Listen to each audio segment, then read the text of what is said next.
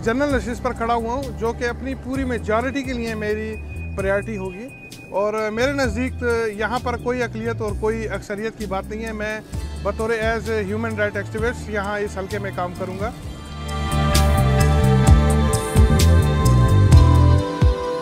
पहले भी मैंने इसको वोट दिए हैं, वो सिख था, फिर इसका घोड़ा निशान था।